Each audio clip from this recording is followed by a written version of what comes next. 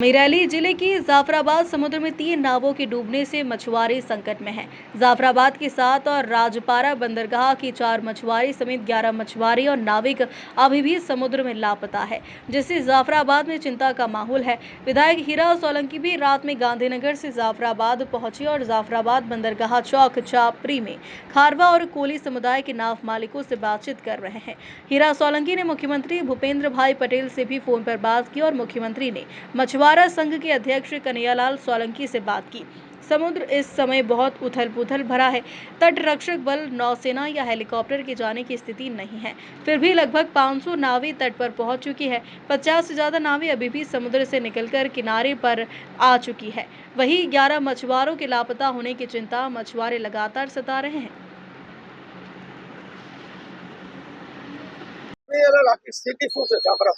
જાફરાબાદની position અત્યારે દરિયામાં એટલી ખરાબ છે કે દરિયામાં કરંટ, મોજા, વરસાદ, પવન ખૂબ જ છે અને બોટો રાતના લગભગ 600 650 બોટો પહોંચી ગઈ છે કિનારા ઉપર અને બાકીની હજી 60 થી 70 બોટો દરિયામાં આવવાના બાકી છે. જાફરાબાદ બંદરની 2 બોટો ગઈકાલે સાંજના ટાઈમે જે જળ સમાધિ લીધી એમાં એક બોટની અંદર 4 માણસો અને બીજી બોટની અંદર 3 માણસો એમ કરીને 7 માણસો અને એક રાજપરાની બોટે જે જળ સમાધિ લીધી એની અંદર 4 માણસો કુલ 11 માણસો અત્યારે મિસિંગ છે અને આ માટે અમારા માનનીય ધારાસભ્યશ્રી પણ આખી રાત માછીમારો આગેવાનો સાથે રહ્યા છે, નગરપાલિકાના પ્રમુખ, તમામ સમાજના આગેવાનો અને હાલમાં જ સીએમ સાથે પણ અમારા ધારાસભ્ય અને મેં પણ એમની સાથે થોડી ચર્ચા કરી કે સ્થિતિથી વાકેફ કર્યા સાહેબને.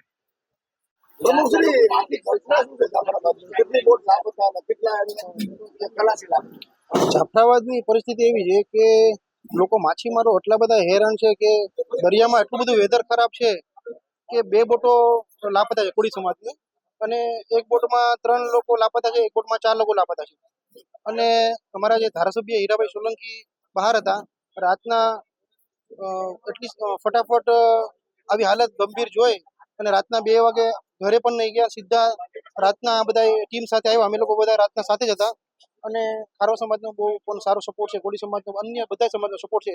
સવારે કલેક્ટર સાહેબ બી સવારે 7 વાગે આવ્યા, અમે લોકો બધા સાથે હતા અને સીએમ સાહેબનો પણ હાલ ધારાસભ્ય શ્રી હીરાભાઈ સોલંકીને ફોન આવેલો અને વાતચીત કરેલી હમણાં અને હાલ બધા જાફરાબાદના લોકો એટલા બધી પરિસ્થિતિ મેઘાઈ ગયેલા છે કે બંદરમાં કે બોટો હજી પણ 60 થી 70 બોટો બાકી છે હજી હાલ અને બધા પ્રયત્નો બધા સાથે મળીને કરી રહ્યા છે અત્યારે.